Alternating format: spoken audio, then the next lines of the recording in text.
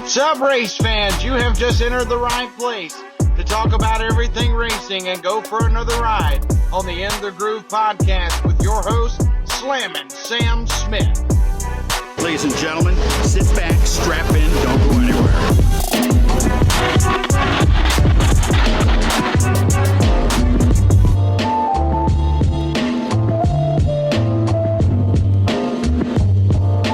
What's up, everybody? I know it's kind of been a break since I've done the last podcast here, but we've got some racing out of the way in the Florida area. First week of NHRA, World Door Slammers, and as you can see, I'm repping a hat of someone that's going to be on tonight, someone that everyone in the racing community knows, just a name that speaks for itself. So I hope you're ready to go for another journey here on In the Groove podcast.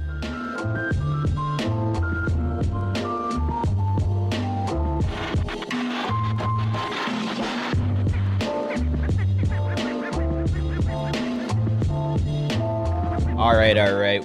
So like I said, we did get some racing done out of the Florida area. Went down to Orlando for the World Door Slammer Nationals. Second year of that race at Wes Buck's Drag Illustrated Elite Motorsports C-Tech manufacturer. And as Wes Buck says, the slew of manufacturers that help him out and sponsors that he has there. So went down and kind of helped out the Drag Illustrated team, which was a phenomenal thing. Got to catch up with some of my favorite racers and other people that I know, the elite team, Courtney, and met some new friends. But the person that I'm bringing on today I've wanted to do this interview for a very long time, but things kind of landed in the right position. So this driver needs no introduction. I mean, he is a grudge racer. He's a very well-known radio racer. Now he's stepping into the world of NHRA Pro Mod, and he's making a name for himself. So without further ado, I want to bring on my friend, you guys' friend, Lyle Barnett. Lyle, how's it going today? What's up, man? It's going good. We're still recovering. I got in late last night, got a little bit of sleep, woke up this morning, headed to the shop, waited for the guys to get back with the rig, made sure everything was good. Back home here to spend a little time with my old lady and the dogs, and then back to work tomorrow. Back to the grind. We had a pretty decent outing, but I won't talk about that here in a minute. It's time to get back to work. Oh, yeah, exactly. I got a couple of interviews with you going through all the stuff that I got from down there at, the World Door Slammers. But let's kind of, I don't know really where you want to start, where I even want to start. But for people that don't know who you are, how would you describe who Lyle Barnett is as of today? Well, most of you know me because at one point in my life, I was the hottest man in drag racing for 28 seconds.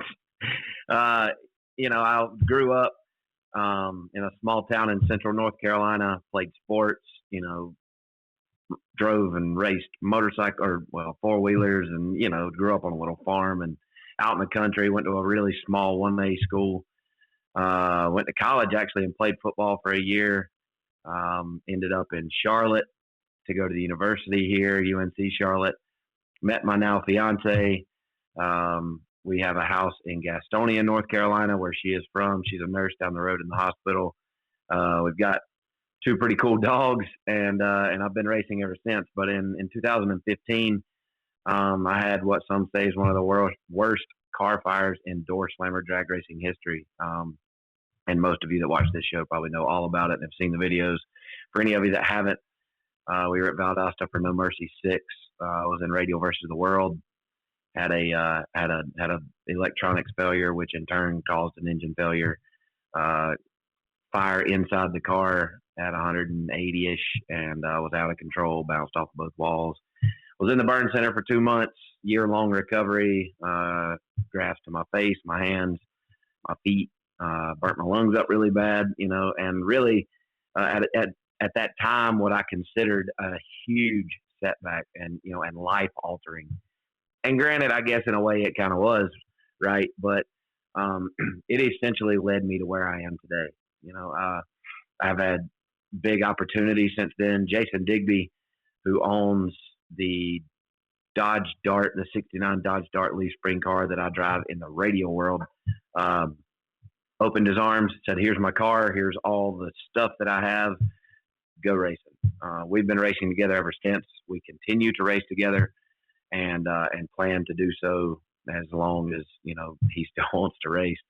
But in the meantime, back in November, we struck a deal with Richard Freeman and everyone at Elite to drive an NHRA Pro Modified entry for the 2021 season and beyond. Hopefully, I'm not skipping too far ahead here, but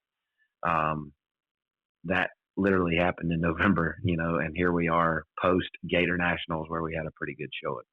Yeah, exactly. I mean, and I can say it, and I don't think I've ever told you this, even reaching out to you, is when I started my original business, Mad Bro Motorsports, it was during that time of your fire, your accident, and I used quite a few of your pictures to tell people, like, hey, man, this is serious, especially with the grudge racing scene. A lot of people didn't realize, oh, I'm just going to run this car and I'm going to do what I want to do. And people didn't, take it serious. And I can say I didn't too at first. You go out there with a single layer jacket on and, yeah, whatever. I'm running nitrous. I don't care, whatever. And, after seeing it and following it, and I'm a huge Lights Out, No Mercy fan. So the grudge world to me is, kind of how I grew up. But then, like you said, talking about the things that you're doing now and with Elite and all that, I mean, there's a lot to dive into, even with just like your history in racing and where you started.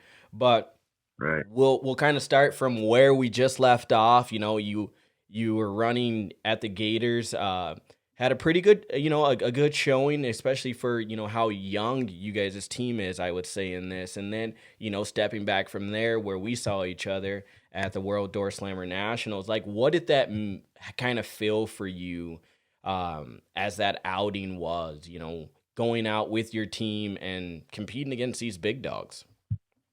Yeah, a bit intimidating at first. I'm stepping into a world, like you said, that I've never been a part of. I've never raced. I've never entered an NHRA national divisional, never entered an NHRA race in my life. Didn't have a license until this deal came about. So this is all new, right? And I had no idea what to expect. Didn't know if I was just going to be one of those shoved off into the grass off to the side, and nobody would ever know we were there, and were we going to be able to compete? Was I going to be able to drive this thing? So many unknowns, and we just showed up and here we go, but, Justin Elks and everybody, all those guys at Modern Racing, where I'm now employed, are really good at what they do. They've got this car has been ran. You've seen this car run in previous seasons. Just I wasn't the driver. Steve Matusik drove this car. Alex Laughlin drove this car last year. So it's made a few laps down the quarter mile at an NHRA event, just not with me in the seat. But really, the car was ready to go. It was me being comfortable, learning how to drive, because it's a different driving style than what I'm used to. In radial racing, if that thing quivers the tire or spins it, it's over. With these things, that's not the case. They drive through a lot of tire shake and pretty much spin the entire run. My old trusty beer money here. We've been running that thing on slicks. And if you're unfamiliar with that car, you can go watch Horsepower Wars, the $10,000 drag shootout season 1 on YouTube. You got a Mustang. I'm a Mustang guy. I love them, but yeah, I've got a shitbox Mustang is what I've got. It's the Powerplant that I don't agree with. Yeah. Well, I like going fast, and for somebody like yourself that doesn't really enjoy going fast, then that's what I would put in. It's a small controversy. Jeez, I invite the guy over. Anyway, it is an LS Turbo in Little Beer Money, and I've really enjoyed running that car and racing it now in small tire no prep. And what I was getting at there was that I've kind of gotten a feel back under my butt, what it feels like to drive something with a slick on it.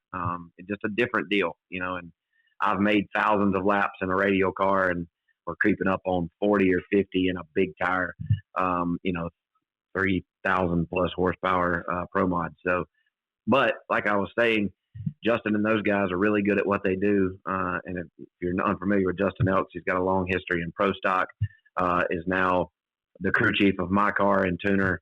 And then, a co-crew chief, I guess you would say, on Alex Laughlin's Pro Mod, who Anthony Lum is the crew chief of. And we are teammates, race out of the same trailer. So if you come to an NHRA national event Alex and I are pitted nose to nose in the same pit, and we run the exact same combination. We get to share data, which is pretty cool, you know, and kind of makes us feel like we've got a little bit of an advantage, right? But, you know, showing up to the door slammers, I was extremely nervous for a multitude of reasons. One, it was my first outing, my first quarter mile outing, my first time being, you know, in the pits and at a racetrack with the full team, both pro stock and pro mod. You know, and our pro stock team is fielded full of hitters: Erica Enders, Troy Coughlin Jr., Aaron Stanfield, Alex Laughlin. They got a couple guys like Bruno Massel and those guys that drive a car for them, you know, and obviously team owner Richard Freeman. You know, and everybody was there, and everybody's eyes are all eyes are on you. And we didn't run too good. You know, we definitely didn't run as good as we wanted to. We decided to try some new things that just didn't quite work out. But on the flip side of that, and well, unfortunately, I guess Alex and I drew each other first round. Only good thing out of that is one of us was guaranteed to go on, right? And Alex actually went on to the final where he lost to Belushi in a close one. But so we leave Orlando, not disappointed because we didn't do terrible, but this didn't do as good as we wanted to, and showed up to Gainesville, and damn if the first two runs weren't just about as bad. So we decided after the early Saturday session, we were just going to go right back to our old setup, which I had been testing with for months before that. And in the third and final qualifier to get in for the Gator Nationals, we busted off a 571 at 252 miles an hour, which put me fourth when qualifying was said and done. So you going from, I think we were 22nd or third all the way up to fourth in one shot, you know, and essentially knocking out the reigning champ for the past 2 years, Stevie Fast, because we ran each other in that last round. And my 71, even though he ran 82 with an 8, I think, which would have been fast enough to put him on the bump, my 71 bumped him out. And he did not qualify for the Gator Nationals, which I think was as much a surprise as me qualifying where I did. You know, so obviously confidence back up. Everybody's pumped. You know, we roll into race day. First round, we had Tommy D in the Mark Caruso ride. We made a pretty good lap there. I went 74. He went 76, and I was 15, and he was 50 on the tree. So we a round one win, and straight into second round, which is the quarterfinals. When you get down to 8 cars, you know, Justin and everybody did their job. We roll up there, and for whatever reason, I was just a touch late. I was 47 on the tree. J.R. Gray was 21. I went 75 with an 8. He went 78 with a 0, and we lost by 4 thou on a hole shot. I'm one of those drivers that keeps up with not necessarily statistics or stats, but I kind of, you know, keep up with I keep up with how many hole shot losses I have, and that made 4 total in my life. I lost to Ron Rhodes on a hole shot in a Leaf Spring shootout back in like lights out 4. Matt Bell beat me on a hole shot in LDR at the Outlaw Streetcar Union in Memphis in 2018. Paul Gargis beat me on a hole shot in the dart in LDR last year at South Georgia, and then I just lost to J.R. Gray in the quarterfinals of the Gator Nationals on a hole shot. You know, and of course everybody there's like, man, you just gotta brush it off, you know, and I will, but dude, that shit stinks. Like when your entire team does exactly what they're supposed to do, and they give you a tune-up that is fast enough to win, and you go out there and just step on your you-know-what by being late. And, you know, and like my dad said, he's like, dude, 47 is really not that late. And it's not a terrible light. But in NHRA Pro Modified, you've got to be 30 or better. You have to be. Like I can honestly say this week, I think a lot of people, if they could, looking back, they'll say, you know what? I should have gone to what I know and kind of been a little bit earlier on the tree. I mean, we can definitely talk about some of that, but we will talk to a sponsor really quick, and we will come back.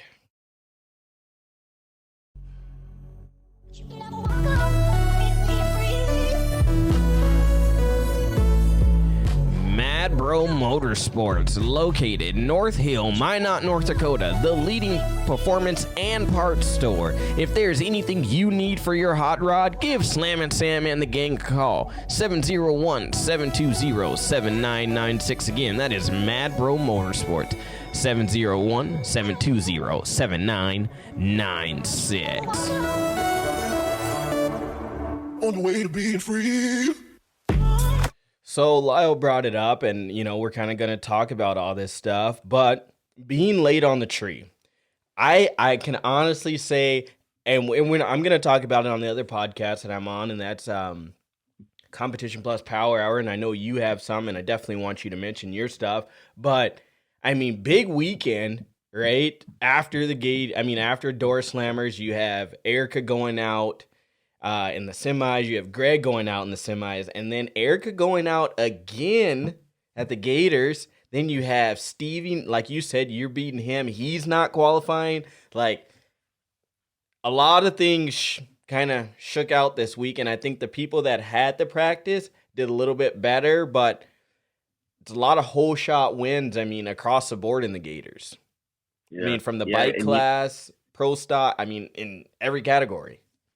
And in NHRA, especially when you're talking about pro modified, pro stock motorcycle, races are won and lost on the Christmas tree. Period. If you're not great, you can't just be good. You've got to be great every time you let go of the button or swap feet.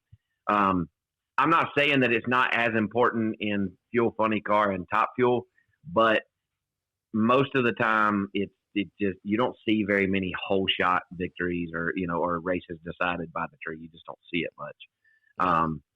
But in pro stock, pro mod, and pro stock motorcycle, it's everything. And then it trickles all the way down through the sportsman categories, right? If you're 40 on the tree anywhere, in any of those classes I just mentioned, you deserve to lose.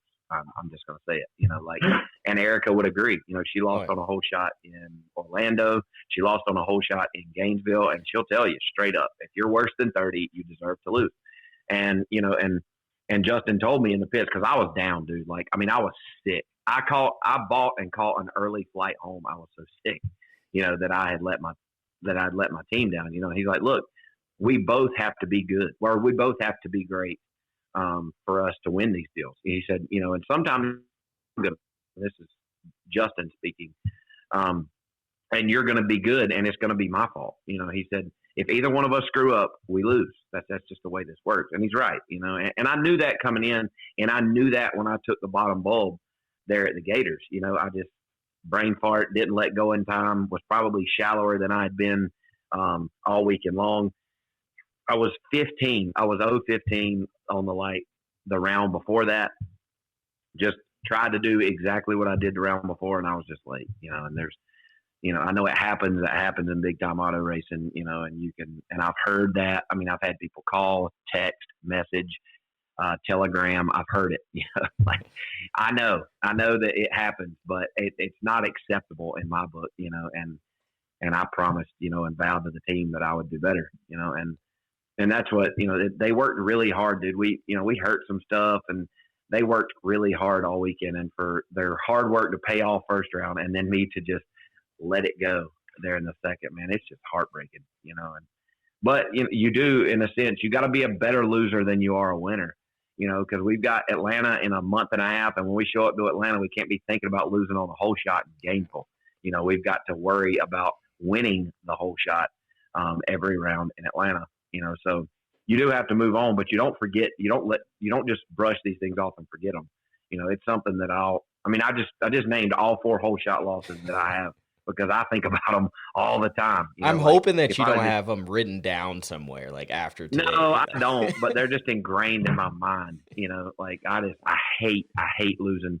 I hate losing on a whole shot and love winning one. And that's any diehard drag racer.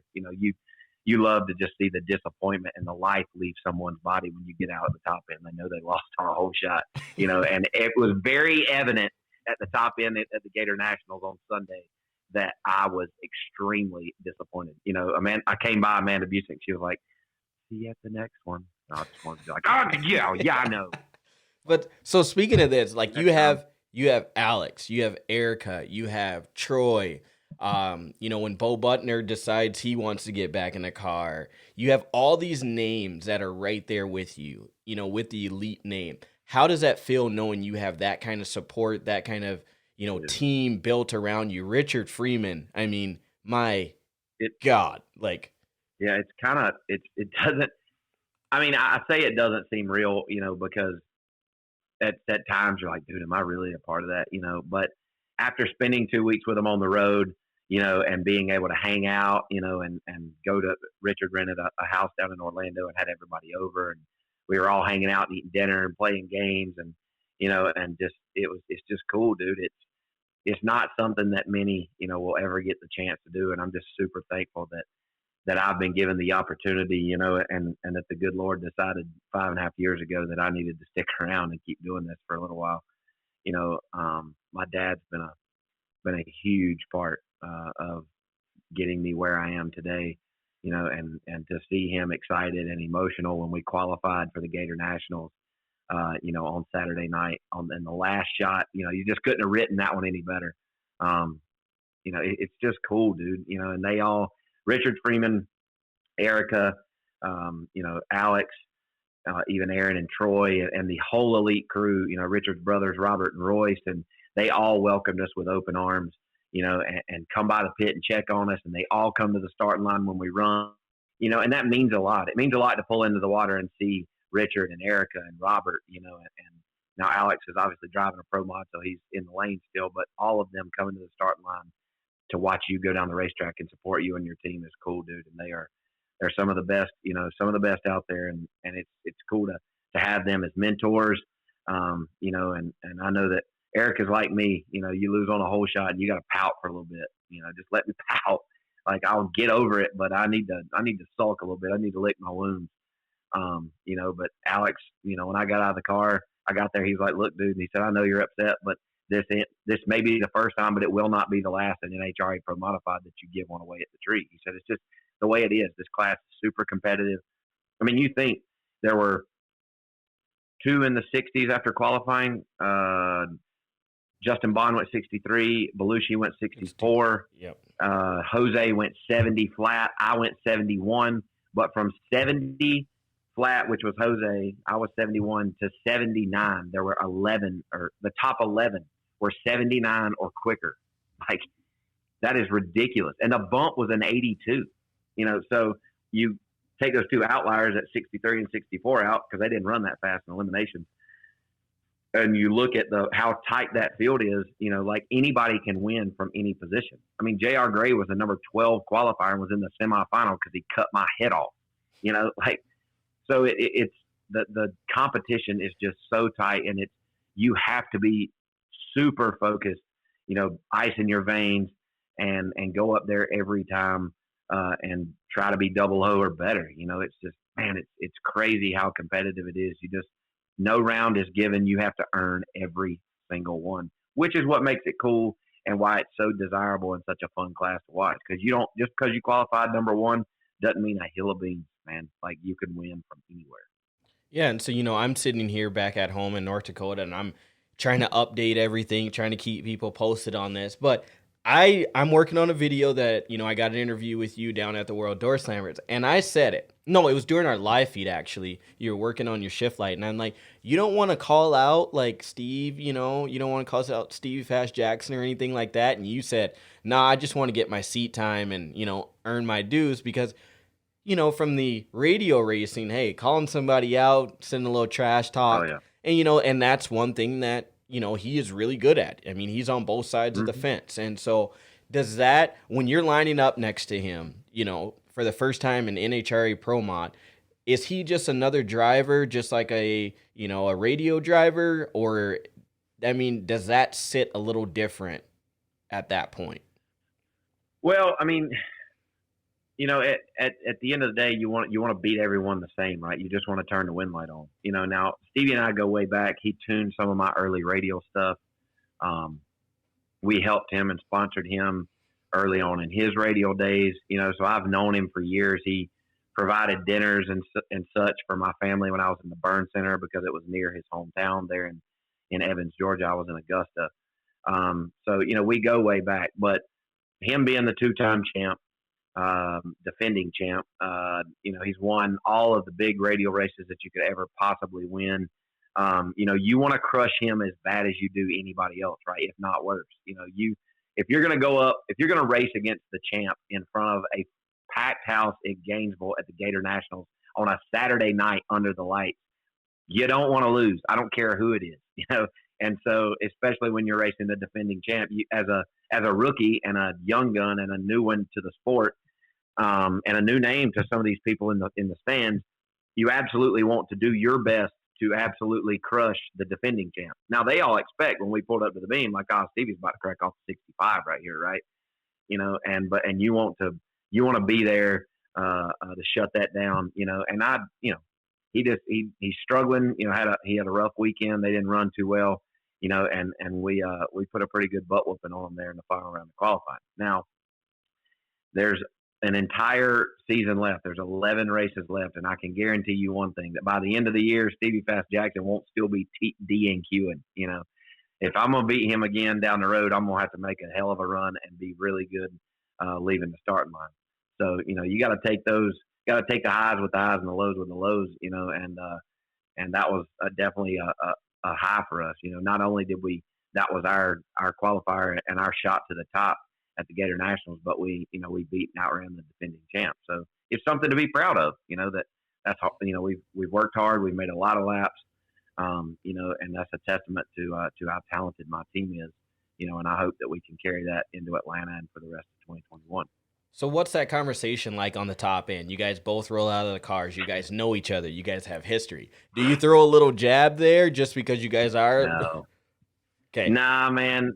Stevie's, he's a legend and a very well-respected individual. And like I said, we are friends. And I knew by the time I made the turn off the track, I'd done the math, and I realized he didn't qualify, when I heard on the radio what he had went, so you don't rub salt in those wounds, because you don't ever know when you might need some help, or some advice or something from him later, and you go down there and bust out of the car and start talking shit, and you can write that off, but I would never do that to him anyway. We're at the end of the day on the starting line, we're enemies. When we make the turn off the racetrack, we're friends again, and I felt for him, and he did. He came right over, hugged me. Congratulations, man. That was an awesome run. And then we hear this horrific explosion and screeching and grinding, and we turn around, and here comes two cars, one upside down, one piled into the other, on fire. So the feeling of triumph and whatnot was kind of over, because unfortunately Brandon Pez and Dustin got into each other there and had a pretty horrific crash. Both, walked away and we're okay, and that's all that really matters, But nah, man, we'll talk some smack. JR kind of jumped in, kind of talking a little junk, and he's backed it up. He's been to the semifinals at the first two races he's been to. But I kind of like to get in here. Let's kind of get in where we'll start kind of stirring the pot some. I think you're going to see some match races going on throughout the year, and we'll start stirring the pot some. But I kind of take the get in, figure out kind of where you stand, try not to suck, and then if things go well and you're kind of in the groove, then we'll start kind of stirring the pot a little bit. And see, we leave. I don't even think you're really going to have that problem. I met your team, when we were down, we all stayed at the same hotel, so we really got, to know each other and talk and joke and laugh around, kind of like we were all on, a team together. And that's what I like about, those different races, but especially I think in this Pro Mod class right now, in NHRA Pro Mod, I think you have right now 3 guys, including, or I'm going to say 4 because I'll say 3 for sure, guys that have the radio racing, have the grudge racing mentality too. Yourself, Alex, and Stevie. And I think with the 3 personalities, like you said, you're going to see some stuff, but I think it's good for the sport of not just radio racing to have you guys there, but to have you guys on both sides and be able to go back and forth if you choose to, because you're going to bring that personality. You're going to bring that flair. And I think that's right now, as we say it on, the other podcast that I'm on, NHRA is missing that personality. Absolutely. With Yep. John, with John Force and everything that's going on there, everyone's looking at Stevie saying, okay, he's the next character. But now you've got three of you guys with, I think, very great personalities to help bridge that gap of NHRA racing and Radial racing. Am I wrong there? Yeah. No, you're not. But I think a name that needs to be added is J.R. Gray. He is a legend in the grudge world. That his Jason X small block nitrous car was voted grudge car of the year this past year. And he is a smack talking Radial racing, grudge racing. I guess a country boy, like you would say, just like myself and Stevie.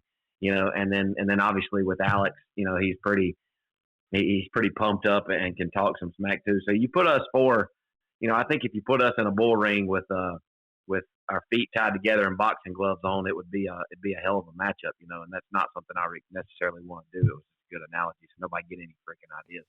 But I do think that the NHRA is missing some of that, and I think initially when Stevie came in and kind of started that, it was a little bit kind of a shell shock deal. Nobody really knew what to do. And then when people started paying attention, that it brought new eyes to the sport. He was bringing in an entirely different fan base, in which we share some of the same fan base from the same world, but there's nothing wrong with increasing the talent there to pay attention to, and kind of bringing in even more of those people, because I had several, over the weekend. I bought in HRA TV just to watch, you, Stevie, and JR, or just you or whatever. So, yeah, I do think it's something that's missing, and the farther you go up the food chain, the more it lacks. Like in Top Fuel, there's just not a whole lot of that going on. My dude, Scott Palmer, is probably one of the most animated drivers there is out there, and in Funny Car, like you said, John Force is still the dude, right? But you've got the names like Alexis DeJoria, and you've got J.R. Todd driving in there. You've got some names that are starting to make big waves, and I agree. I think that we need that. It gets boring just turning on Fox and watching everybody straighten their ties, and walk all perfect and talk, and not cuss and not, no one wants to pay that around. Fine. They don't want to pay that fine. Yeah, but I will. Like, dude, people like that shit. They watch NASCAR for a couple reasons: to see the wrecks and to watch people fight. Now we're probably not going to fight, but I want to be. If I'm mad or I'm upset and I think somebody did me wrong on the starting line, or I'm pumped up, I want to be able to see F yeah. I don't know what I can say on here, but you can say yeah. You can say what you want. Yeah, and hell yeah, and jump up and down and then be pissed off and throw my gloves around and shit when I get beat. Like, it's not, we don't want to make it look cookie cutter and, like we're all hired, paid drivers and don't care about whether we win, lose, or draw. Like, I'll tell you one thing, I freaking hate to lose. Hate it, especially on a hole shot. And I'm not going to go out on a limb and say I won't lose on another hole shot, but because it will probably happen. But I'm going to do my damnedest to make sure it doesn't, and I think there are a lot or several out there throughout all the ranks. And when we're talking about the NHRA, that it just is what it is. They don't show much emotion. And I think that's important to keep the fans interested and want to watch when we roll into Atlanta at the end of April. So you're talking about all this. So a couple of years, I think it was last year when Steve Torrance popped the guy on the top end because you're playing with me. You're trying to make me lose. Me personally, that's great because every person like myself, every media person, we're all covering this. I think it was on. Who was that? Was it Cameron? Yeah, it was the younger. I forget who it was. Yeah, I can't remember his name either. But he did exactly what anybody else would have done. Right? You got a guy in the other lane that is on the verge of winning a championship, but really needs to win that round. You damn right I'm going to try to throw a wrench in your plan, and make you earn it. I'm not going to go up there and give it to you. No, that's like guys here. I'm horrible at it. I will stage second. I will never double bulb anyone unless you're really pissing me off. But for me, I'll go in, but I'm not hitting that second bulb until you are in. Hey, look, there's my best friend walking by. Tell her I said hi. Yeah. Sam said, "Hey." Yeah. But so yeah, I'll never do that. But I can tell you, there was one guy who was a turbo car.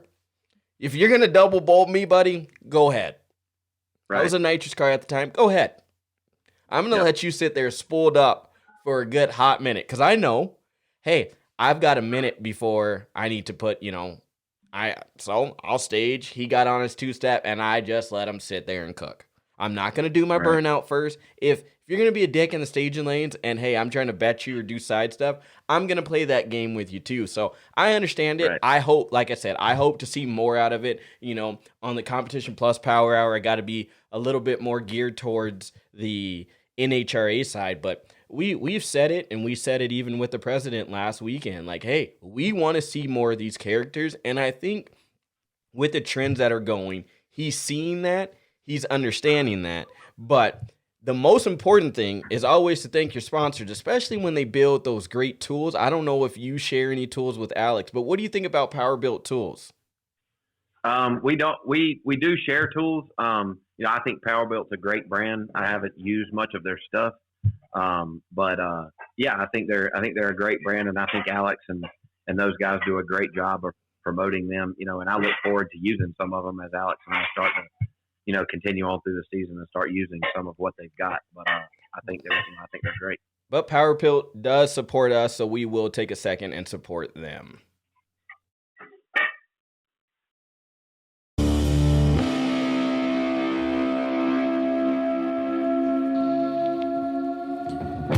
All right, what's up, everybody? We've all been in the shop, and we have those tools that we just don't like to use. Well, I've got a solution for that. Go over to powerbuilt.com and use product code MADBRO15 at checkout and save 15% while you're doing it. I mean, it's easy. I'm talking high quality and durable tools. Lifetime warranty. So if you break it, it breaks, or just something happens, you send it back. No questions asked. Proven performance. I'm talking people in the NHRA and everywhere else are using these tools. So why don't you go over to powerbuilt.com right now, use product code 15 at checkout, and save yourself 15%. Again, product code MADBRO15, save 15%.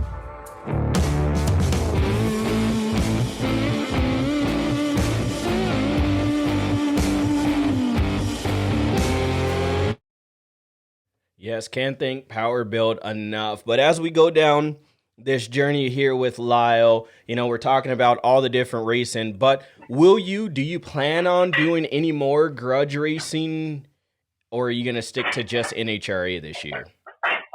Nah, man, we'll keep racing in the Radial world and this no prep stuff. I'm a firm believer in you don't never forget where you came from.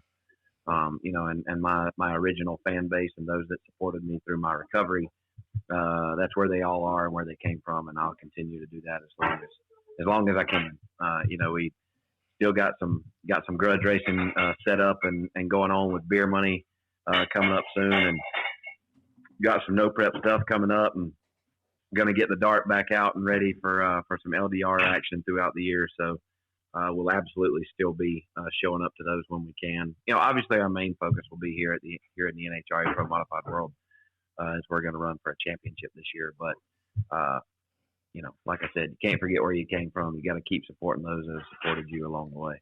I was hoping you were going to say you're going to park beer money, because I was going to hint, even though. You told me you didn't like it at an LS. Whoa. If it's not mine, I can't complain. Mine's been sitting on jack stand. I got an 87 Fox Body LS. It's been sitting on jack stands now for 3 years. I'm building a small block. If this gets out, I really don't care. Small block Ford, big turbo is the way I want to go. I mean, I got to learn the boosted world, so why not? But, I was just going to say, if that's sitting and you need a driver, probably figure out something there, What do you have to do to get here from North Dakota? You ride like horse and buggy for a little while, and then maybe. Well, it just depends. There's no snow on the ground. It's been like 57 degrees. Even when I got back, it was like as warm here as it was at night in Florida. Hammered with snow up there. No, actually, that big snowstorm that went through like Montana and Wyoming went south of us. So perfectly fine with that. Thank you, Wow. global warming. Yeah. But Yeah. yeah, usually, you get on the polar bears and, Eskimos and and then we drop Sled down. dogs and stuff. Oh yeah. Nah, we really don't. Nice. You don't see any of that up here. And that's 100% Wow. honest with you. Oh, I don't believe that. I'm serious. If your sleds had LSs on them, you wouldn't have to worry about flying. You just straight down to Florida. So no problem. Yeah, here, you just stop in Minneapolis here and then boom, straight down. 3 hours to Florida. What was it, like an hour to Minneapolis and then 3 hours to Florida? I slept both ways, especially after hanging out with JT for a whole week. Oh, you know how that, that what one that one night, you got to tell them, no. You guys walked into I did. I walked in. I guess the eliminations were the next morning. Yeah. I think that was Saturday night. The bar area was packed, and everybody's in there. And JT walks up. He's like, "Oh, my drinking buddy." I was like, "No, no." Well, everyone was counting on it to rain. Yeah, that's right. It was Friday night. And Wes is like, "Hey, we're putting on the fights. We're gonna sit out here. It's gonna rain tomorrow, so here we go." And yeah, I even looked at JT at one time and I was like, I'm done. I'm going to my room. Yeah. I'm done. Like, you sit down there long and JT will keep you there till 3 or 4 in the morning and you feel like a bag of ass the next day. Well, trust me. I know from experience. Yeah. So, let's see. So you've got a podcast, a great show that you guys aired on. You guys, I don't know if you're still doing Tuesday nights or when are you? Well, we are going to do it tomorrow night. But it's called Beards, Burnouts, and Beer. It's Facebook Live deal and we have recorded them, and we're going to, release them onto a podcast platform in the future. But Chad Reynolds of bangshift.com and I do it every Tuesday night at around 7 or 8. And it's, we have a good time. We kind of like you, we talk pretty much anything drag racing. Obviously, tomorrow's show will be a recap of the Door Slammers and the Gator Nationals, and then some future plans that Chad and I have for the remainder of the year. We're going to do some stuff with some charities and whatnot, so we've got some stuff kind of stirring up for that. But if you guys are interested, and like stuff like this, you can tune in tomorrow night around 7 or 8 on Facebook, and Chad Reynolds and I will have another dumpster fire, as we call it, of Beards, Burnouts, and Beer. I always have to listen to it back because I'm on that other podcast during that time. It seems like everybody decided Tuesday was the best day. Yeah. Like during quarantine. Well, and we talked about changing, but for people like myself and you and anybody else who's heavily involved in the racing world, Tuesday's really the best day, because, like Mondays, a travel day. Normally, if I was, with the crew and unloading the cars and stuff, we would still be at the shop. And by the time you get done, you're just so tired and worn out, you don't really feel like doing much. So I would just push it to Tuesday. Well, and then Wednesdays, normally that's travel day. And, and then you're so busy at the racetrack Wednesday, Thursday, Friday, Saturday, Sunday. So Tuesday's really the best day, but I think I can count like 3 or 4 that all happen around the same time on Tuesday night. So Chad and I talked about moving ours. But it just is what it is. It's cool that so many people are doing it and everybody's so interested, but it makes it tough to not step on each other, Oh, definitely. I think I know Caruso's come on after that. I think Clay Milliken comes on for a bit. Then I'm on. You guys are on. So, and then Boosted GT, he's, kind of started one for a couple of weeks there. So everybody kind of picked Tuesday, which Tuesday kind of does work, especially in the media standpoint. For mine, we get home Monday. You got to upload so much stuff, whatever. That's Monday. Tuesday, okay. Wednesday is usually a family day. Go out to grab something to eat, do whatever. Then Thursday, you're packing up, getting ready, because usually we either fly in Thursday night or fly in early Friday morning, so you don't want to be doing anything. But, you touch basis on that there with your stuff. How does that work with, with your family and everything like that, with the wife? How does, she seems very supportive. I talked to her, my new best friend. But how does that play in with the whole family thing with you traveling and everything like that? It's it's tough, and anybody that's as heavily involved in the racing world as I am would tell you, it's tough, and it's a balancing act. You gotta make sure that you're present, and give some when you're at home, and then, when you check out for a week or so, be sure that you're checking in, and make them feel like you haven't just forgot about them, right? But she is, it's awesome to have someone that is so super supportive and works all week and catches a really early flight on Friday morning, to come down and hang out, and then a late flight on Sunday to get back so that she can get rested up and back to work on Monday morning. She was right back to work at the hospital this morning. So, it makes it easy when you got someone who is super supportive. We don't have any kids, so that is a little easier. But we do have two wild dogs that have to be taken care of. So it's a challenge when you're on the road. It's not normal for us to be gone for 2 weeks straight. Where we were at the Door Slammers for a week and then didn't come home because we were straight to Gainesville and there for a week. Most of the time it's just a Wednesday through Sunday deal. These past 2 weeks were not normal, but it is tough, man. It's trying times at home when you talk about doing this for a living, but when you're somebody like me who loves it so much and has devoted so much of my life and my time to it, it's just hard to let it go, and I've been very fortunate and blessed and to be able to turn this into a career. It's not something that many people get to say, and I'm very thankful and grateful that I get the opportunity to do this, and hope that I can continue to do it for years to come and make my way up through the ranks, and be a name that people talk about years down the road as, one of the greats to drive a pro modified in the NHRA. So when you talk about that, and you're mentioning on the road and your wife is going back and forth, or fiance, not wife yet, right? Yep. So going back and forth and everything like that, how does that feel to know? Like, was she a race fan before any of this? Mm-mm. Didn't care about it. No. So how does that feel? Not that she didn't care, it's just that she had never been exposed to it, right? And so we met in 2012. You got to remember. 11, 12. 12 or 13. Dude, we've been together for 8 years. It all blends together. But, and I told her before we started dating, I was like, listen, this is cool and we can do this, but do not give me it's the me or the race car ultimatum, and she knew how much I loved it. My dad and I had been doing it for years together, and it was something I was very passionate about.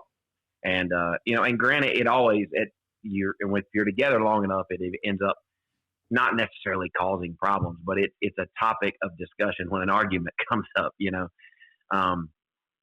but she came to her very first race when I raced small tire stuff at Piedmont Dragway, back in the day. She actually drove an hour to the wrong direction before she realized it, at the very first race, which was, a salty subject. But she's toughed it out, was at work, hadn't made it to Georgia yet the night that I was, had my accident, left work, spent the 2 months with me down at the hospital, at the burn center in Augusta, Georgia, the JMS burn center, was with me through that whole deal, was, my caretaker through my year-long recovery, managed for whatever reason to stay with me through my decision to go back racing, and is now supporting me through my new journey in the NHRA Pro Modified ranks. So it's just cool, man. And I'm very fortunate on this end too, that I've got somebody at home that supports what I do. And especially having a nurse, like going through all that, I couldn't imagine. First off, like I said, going through it, watching the interviews, watching everything that shaked out, after that, but then saying, I'm getting back in the car, and having a nurse, like her first instinct's got to be, what in the heck is wrong with you? Like, we've just went through all this. Like, knowing my that. First instinct was like my mom was, hell no, because, and I was fortunate when I came home from the burn center, my stepmom was a nurse in the medical field. My stepdad was in the medical field as a PA, and then Melissa was an RN and a nurse at the time. So I had medical care from all angles. And I really don't know how anybody goes through what I went through and comes home to a household that has zero medical experience, because there were lots of times that they made decisions to do this with medication or this with a particular wound. And, that I wouldn't have known what to do if they wouldn't have known, so I was really lucky in that aspect, and then, the initial reaction when I said I was going to go back racing was obviously like, are you out of your mind? But, when you're somebody like myself who just loves it so much, and, and the competition is what fuels me, and it's, I would have, been in a different state of mind, I think, and I don't want to say depressed, but I would have always wondered what it would have been like to get back in the car, and I'm glad, obviously very glad now that I decided not to let that wreck define me, and to get back on the horse that bucked me off, because we're in the professional ranks now, and we're doing this for a living, and it's just cool, man. It's something that I never thought I would get to do, and I'm literally living a dream right now, and I'm super grateful. So looking back, like, do you think this situation defines who Lyle Barnett becomes in the future, who he was in the past? Do you think that was a turning point, or do you think stepping back into the car after that and proving yourself again was the turning point? The crash, I would have to say it's a combination of the two.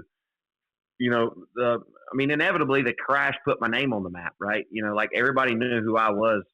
If you didn't know me before, you knew who I was then, because I'd been in one of the worst car fires the sport's ever seen, right? And then obviously it was my choice to get back in the car, but it was the support from the racing community as a whole that drove me and gave me the drive to want to do it again. Like they were super supportive. My family was super supportive. And then when I did get back in the car, it was a huge deal. Like so many people were so pumped up and we're super, proud and were congratulating me, and then we go out there and we win the first race back, at South Georgia after my, set the least spring world record, and went on to be on the Horsepower Wars show. And then I took beer money on Netflix to the fastest car show, and then all this transpires and I've become a name that, that is talked about in the racing world. And then, and I get an opportunity to drive a pro mod for Richard Freeman, and Justin Elks, Richard of Elite Motorsports and Justin Elks of Modern Racing, and now here we are in the NHRA, so the crash itself and everything around it was definitely a turning point in my career.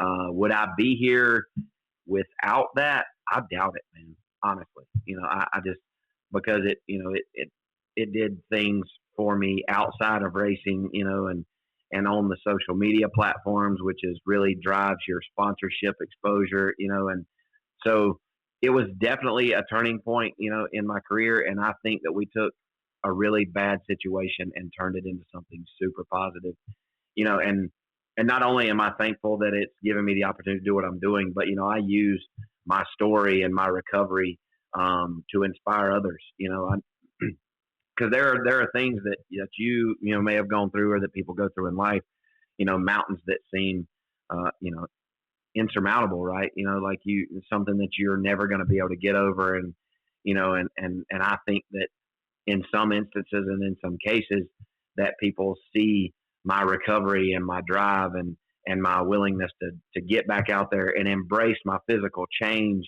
and whatnot, and just keep pushing, and not let it define you, just keep on going, keep on keeping on is what I say. It is what it is. There's nothing I can do to change, the way that my face looks or the way that my hands look, or, the fact that I don't have any eyebrows, or, like there's nothing I can do to change that, so why sit at home and sulk and be depressed about it, and not do and what I want to do and live my life the way I want to live it. There's no reason that you can't, just pick up, what you've got left and just keep on trucking. There's I don't walk out in public and get picked on for the way I look, like And even if I did, and early on, kids would look and people would point, and stuff when I was wearing this big face mask and all this other stuff. And even at that time, it just didn't matter, like I was lucky to be alive, and I knew that, and the good Lord left me here for a reason. And I just kept on keeping on. I got an awesome service dog that helped me get through part of that struggle. And I lean on the racing community, or I leaned on the racing community early on to keep my spirits up, and my family was super supportive, like I said, and we've continued to hopefully inspire others, and we've turned this into something pretty cool, and it's just awesome to look back, today, to look back 5.5 years ago and go from, is he going to make it or is he not going to make it? A near-death experience to qualifying fourth for the Gator Nationals in my very first pro mod race, and I'll leave there fifth in the points. So I mean, I think about that as I say it, and you're like, dude, is that really real? Yeah. And it is. Like we've managed to make it, and it's just cool, dude. It's really awesome. You go through that situation and you look back, and then you jump, like you said, you jump back into a car, and then after you jump back into a car, now you're jumping into a bigger car, a bigger situation, and now you're on the biggest platform in drag racing, honestly, that we have, and you're still writing sentences and putting a period at the end, and it doesn't stop at what was and what could have been. And I think that's the biggest thing, I think that gravitates a lot of people to you is just, your story alone. But we definitely are going to dive into more of your story, more of what you've got going on here in a minute. But like always, we have to thank our sponsors.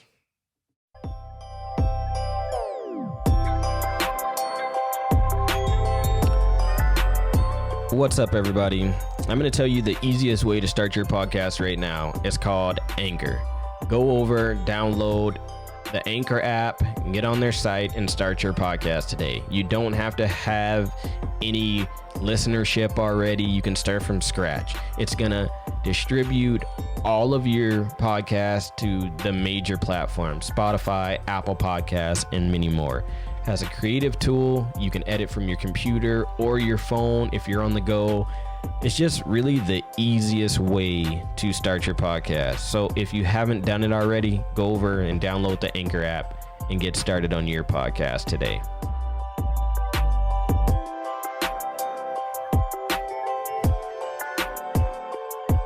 All right, so diving more into this story, like I said, diving into more of who Mr. Barnett is,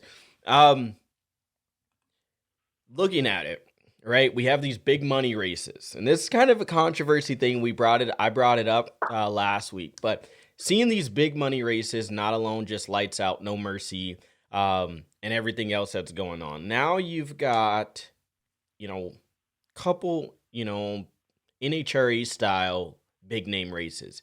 Do you think the trend in this situation is going to go up? We're going to see more big money races for you guys, pro mod, pro stock, maybe some different classes come in, or do you think that's going to stay more towards the radial racing?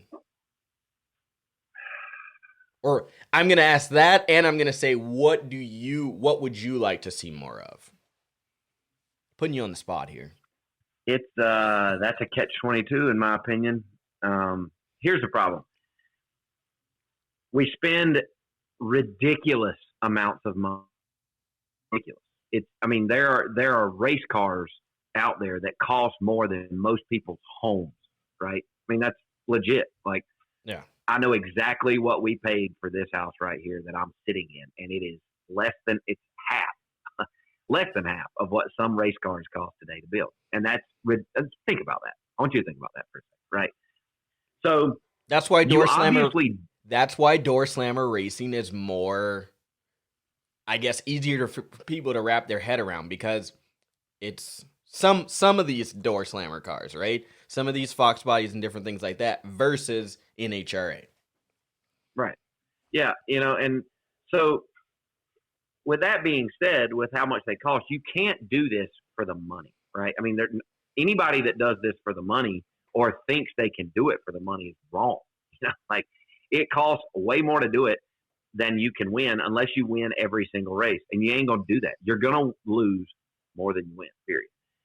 So it's nice to see some of these promoters and some of these organizations and sanctioning bodies step up and pay big money.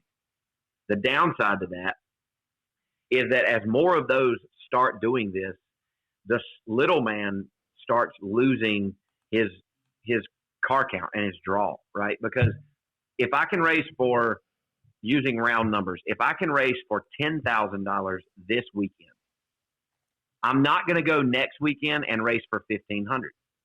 Now, good competition, great people, maybe even a better racetrack for $1,500. But if I can go race for $10,000, I'm going to take my chances racing for $10,000 over going and racing for $1,500. Whereas before everybody paid around the same and you got good car counts all over the place because people just wanted to race. Well, now that there's been such an investment into building the car and your program, nobody wants to go race for small money anymore. And in fact, you're starting to see some promoters and some sanctioning bodies taking some heat for not paying enough. Now you can look at that from the other end of the rope and say, well, why won't you pay more money? If we're going to spend all this money to build these cars to put on this level and this caliber of a show, why aren't you paying more money? Well, because they can't, because they don't have $400,000 to $500,000 to build a race car and buy a rig and all the tools and the parts and stuff that it takes to go run Radio versus the World or Limited Drag Radio or X275, right? So they literally can't afford to pay for it. So then you start looking outside the box. Well, let's get sponsors to pay the purses. Great idea. They get their name on the headline of your event. They get all this publicity around the pits, and that's a good way to do it. Well, then the problem is the people that were paying the hundreds of thousands of dollars or whatever in purses, the sponsors want to go to them first because they're the ones drawing the big crowd. And it never trickles its way down to the little man, So at this point in the game, if you're going to put on a race and you're going to try to stick your neck out there and have races for, whether it's pro modified or whether it's radial racing or whether it's no prep, you got to pay big money or you're not going to get the car count. And if you don't have the car count and the names to put on the flyer to draw in the crowd, then there's no point in having the race, So I think at this point, your only choice is to pay big money, and that is all dependent on which class you're talking about, because like for small tire, no prep, we'll start at the bottom. For in the caliber of cars I drive, for beer money, like if it pays $10,000, I'll probably go. I'm gonna be the future driver. Let's just let everyone know that right now. I'll be the future driver of beer money. Fair enough. Yes. But Mom, I made it. In the world of small tire no prep racing, I'll travel pretty much anywhere within 5 hours, let's say, for $10,000, right? 5 to 6 hours. And then you start cutting it down. All right, they're going to pay $5,000 to win. I'll travel a couple hours, 2 to 3. And then my little local track here, Mooresville Dragway, I don't care if they're paying $100,000 or $20,000. I'm going. I went mid last year and won $10,000 at JJ's Arm Drop small tire no prep race. And it was at my home track, and I've got tune-ups for days in this laptop I'm talking to you on. And that Pete Harrell of HED, he put those in here. I will not take any credit from Pete because he is the tuner and the mastermind behind it. But,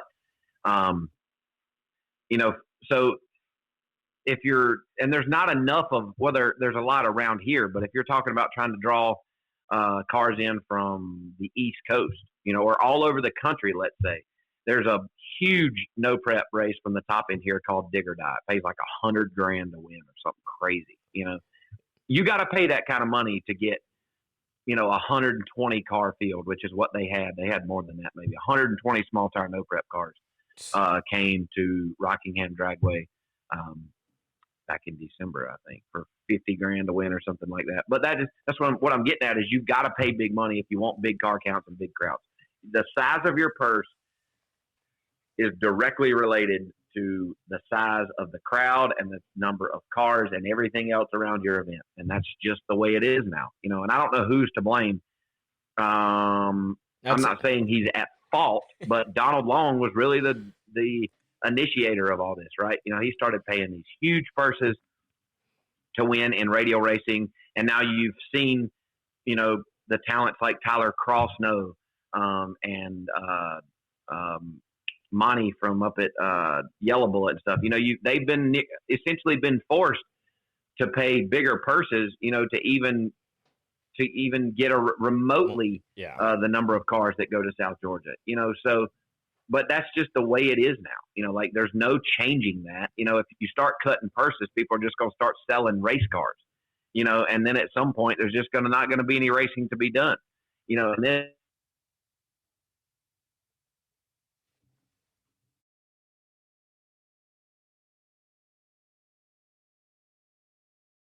back when I first started radial racing, you needed a pretty decent racetrack, but it was a tuner's game. You had to go out there and tune your stuff and get as much out of that racetrack as you could possibly get. And over the years, we've transitioned into this. We want the racetrack to come to us. We don't want to go to the racetrack. And what I mean by that is we want the track prep extraordinaires. You got Jimmy Bradshaw, Wade from down in Bradenton. You've got Tyler Crossnow, Jason Ruckert. Who else do we have? Miller from up at MIR. God, I'm gonna leave somebody out. I don't mean to. No different. I mean, even after being down in Orlando, we know Wade left and everything like that. I think Sydney, he's stepping up. He had big shoes to fill, right? And I think he honestly, I think he's younger than me. I think he's in his early 20s. I think he's doing a phenomenal job. But then again, he had a great mentor, right? Which is, but the problem is that we no longer go to a race to race the racetrack. We go to a race in radial racing now is what I'm talking about here, not NHRA Pro Modified. Radial racers go to a radial race to have a home run derby.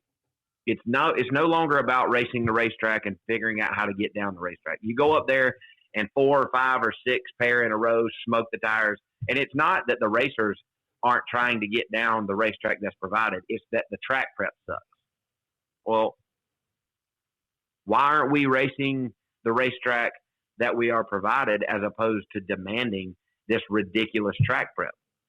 And it's a problem because now people are spending ridiculous amounts of money to build the most high horsepowered hot rods they can build because they have been provided this ridiculous track prep and they are able to use all 5,000 horsepower, whatever the hell they're making, to burn the scoreboards down, which is cool, But now the radial fan base expects to see 350s in Radial versus the World. They expect to see 370s in Pro 275.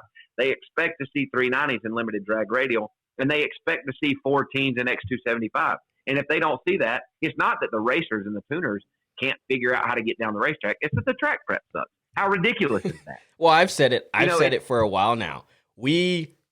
Anytime you hear Lights Out, No Mercy, or any other race that Donald puts on, you expect a new world record. You expect it. You expect a record, period.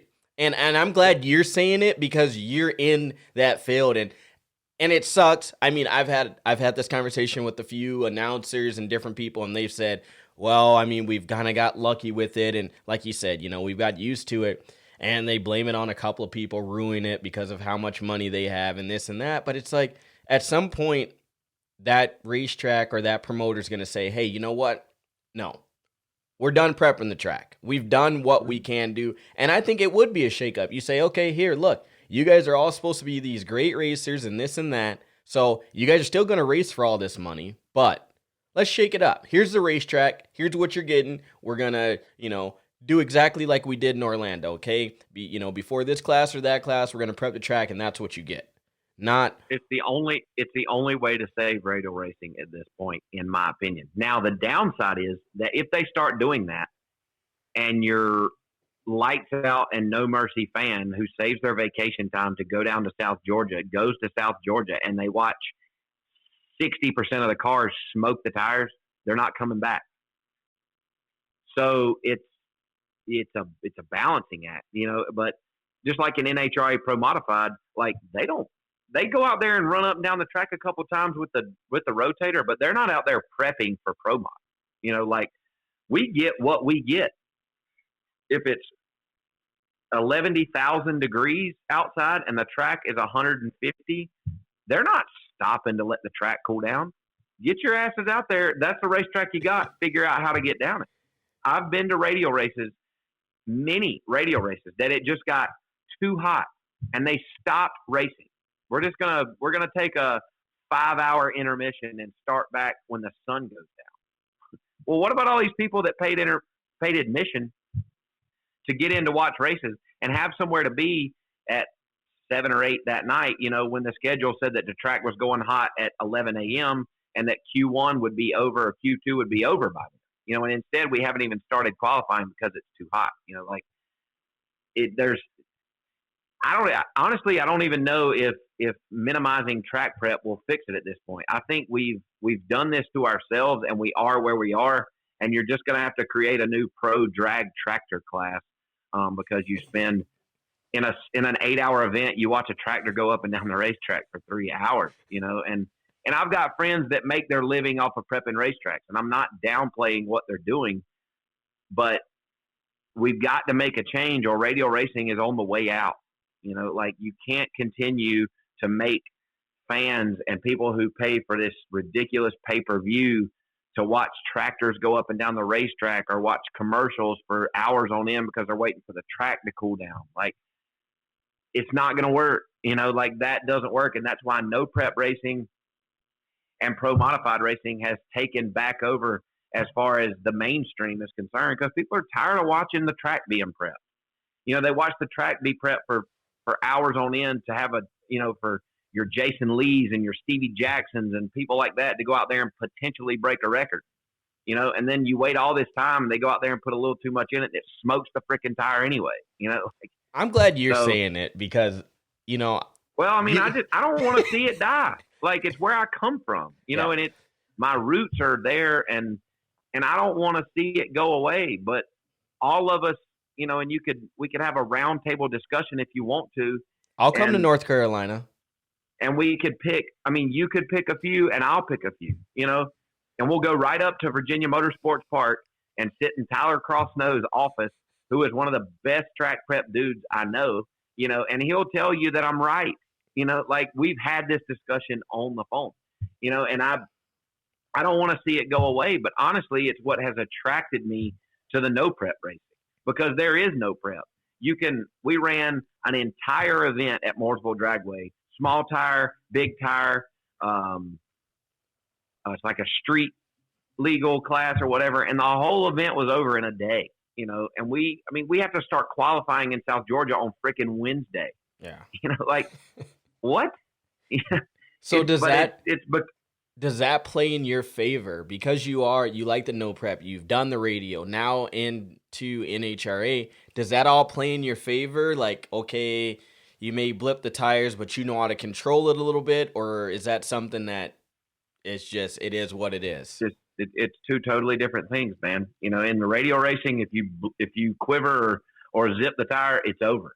You know, like it's very rarely can you recover it and make even a respectable pass. You know, these pro mods, if you're let's just say you're on a 68 and it starts shaking and you give it a little blip and get back in it, you can still run 74. Yeah. You know, like you don't lose a whole lot, you know. And the same thing in the no prep deal. You know, like it's common for me to have to go out there and pedal beer money, you know, to get it back under control and still make a good pass and win the race, you know. So I don't know, man. I don't back to what we were talking about earlier, I don't even know how to fix it. You know, part of me feels like that the nails are now being driven in the coffin, you know, and you're going to see radial racing disappear. I hope not, you know, and I've been wrong before and I'll be wrong in the future. But as much as I don't want to see radial racing go away, you know, I think that your fan base is going to start looking elsewhere if we don't start figuring out how to make it a better show.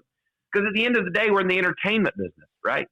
Like, yeah, we're all racers, you know, like I now race at the professional level, you know, and that's awesome, but we're entertainers.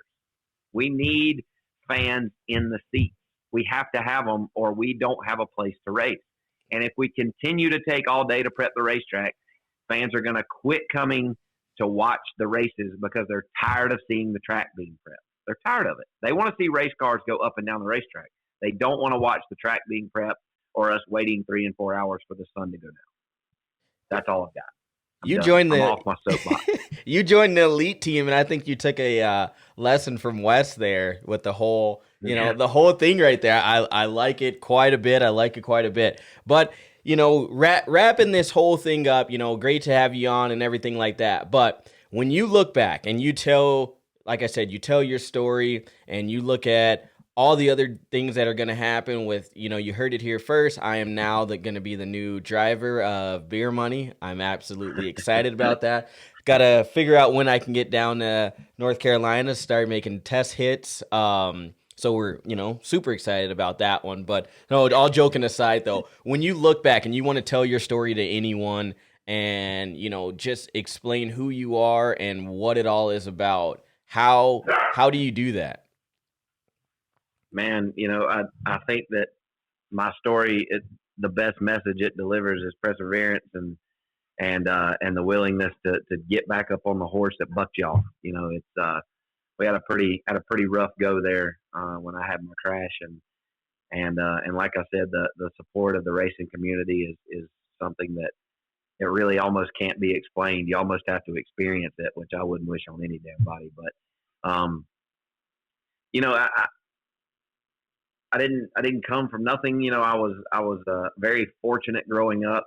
Was given about anything I wanted, had really nice vehicles and four-wheelers and dirt bikes and nice race cars, and I really had a great platform to kind of stand on to send my career off, but if there's anything that I would advise to anybody out there is just to never give up.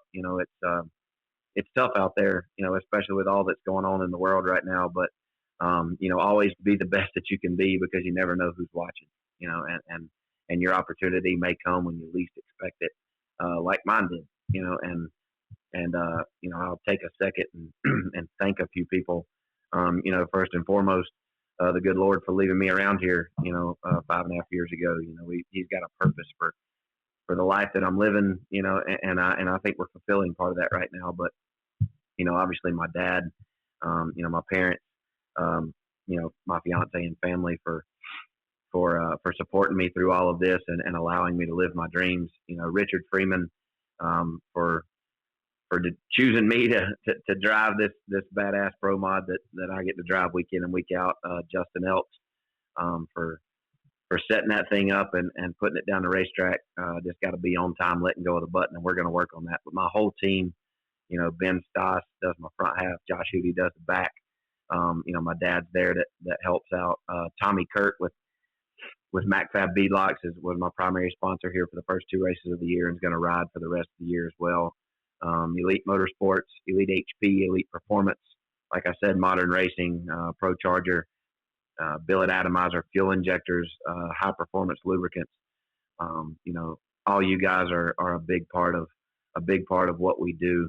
And I just couldn't be more thankful for this opportunity. And if I forgot anybody, sorry. I probably should look at my notes here to make sure I didn't forget anybody. VP Racing Fuels, God, see, good thing you pull up, keep notes. VP Racing Fuels came on board this year, for fuel. So just a thanks to all those that I've mentioned, and a thank you to anybody that I should have mentioned and left out. It was not on purpose, but man, we're looking forward to continuing on. I've left Gainesville in the top 5 in the points in NHRA Pro Modified, and with plans to move forward and try to climb this ladder to the top.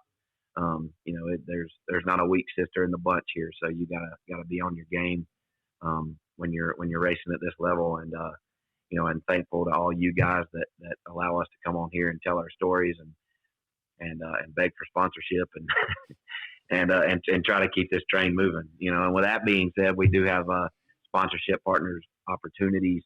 If you are interested in coming on board for the rest of the year, we plan to run all 12 races if they in fact get to do so, and I'd be happy to talk with anybody who would like to join our program and partner with us. It's a good time. We've got a really good team, and I think we're going to be pretty competitive. and we will be one to be worried about for the rest of the year, I think. No, and that's awesome. I know, I'm sporting the modern racing hat right now.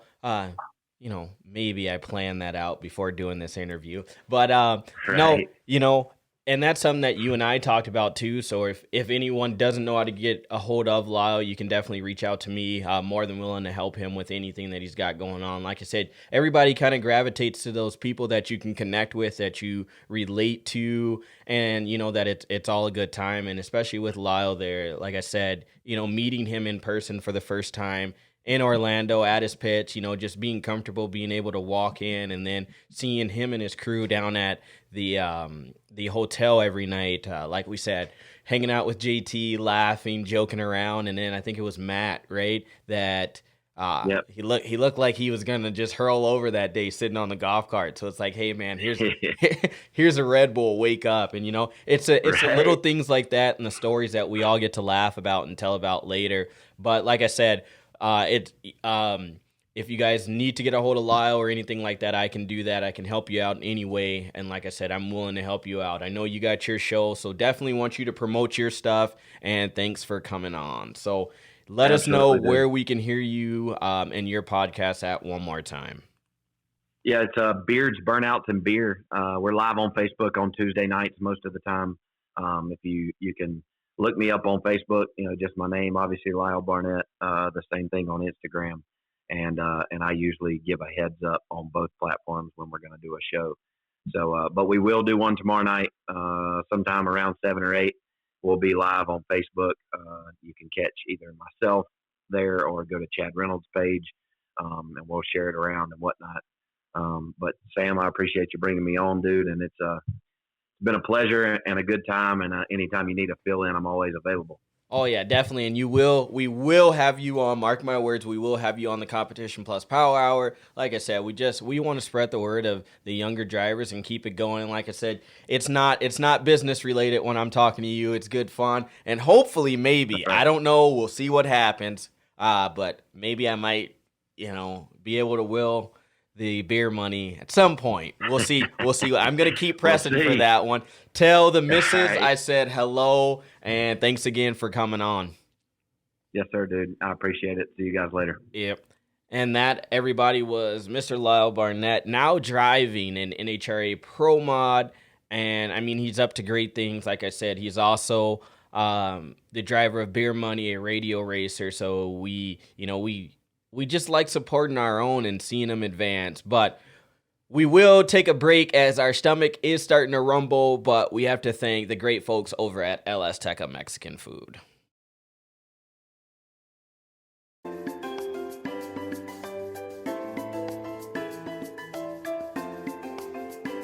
El Azteca Mexican Food, located here in Minot, North Dakota on the north side. If you want the best and authentic Mexican food located in Minot, North Dakota, please check out the gang up at El Azteca Mexican Food, located right near the Minot International Airport. Go up there, try one of the burritos, and I guarantee you will not leave hungry. The best and authentic Mexican food here in Minot, North Dakota. Again, that is El Azteca for all your dine-in and dine-out needs. All right, and so just wrapping it up, kind of going through a closure. Guys and girls, we will be back on our weekly podcast forums. Like I said, we had some stuff going on, and we were down in Orlando there for a week, helping out Drag Illustrated, Wes Buck, and the crew that put on the C-Tech Manufacturer World Door Slammer Nationals. And hopefully we can get some of the winners there. The Corral boys, the Corrado brothers, they had a phenomenal showing, both of them in the finals, beating Erica and Greg Anderson, who they both put on the trailer, and it was a Corrado boys final. Speaking of Greg Anderson, shout out to him. Yesterday was his birthday, and he got the win in NHRA Pro Stock. There was a rookie driver who got his first win, so a lot of big things coming. Like I said, 21 race season is going to be great. Again, we have to thank all of our sponsors. That's El Azteca Mexican Food. That is Mad Bro Motorsports. And that it also is Powerbuilt Tools. If you guys want to use a product code, again, that's MadBro15. Save 15% out checkout. And that is on top of their low prices, so you guys can't beat that. Again, listen to this on the podcast form. Listen to it and watch the videos on YouTube. Check out all of our social medias. But if you want to become a part of the podcast for the 2021 race season, please let us know as we are starting to get that underway. I know we have a burger company that's going to be coming on, Finish Line Burger, thanks to Clint and the crew for our dirt series that we're going to be doing. So there's a lot of great stuff coming up, and there's a lot of racing. But it's always been fun as we've been in and out of that groove. We've hit the loud pedal a couple of times. We've whacked the throttle. We're going to be floating those valves. But until next week, y'all keep smashing that loud pedal.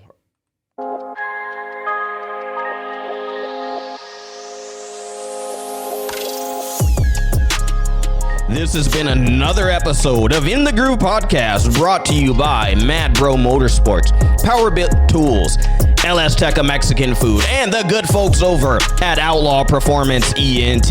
If you have not done already, please like us on all of our social medias.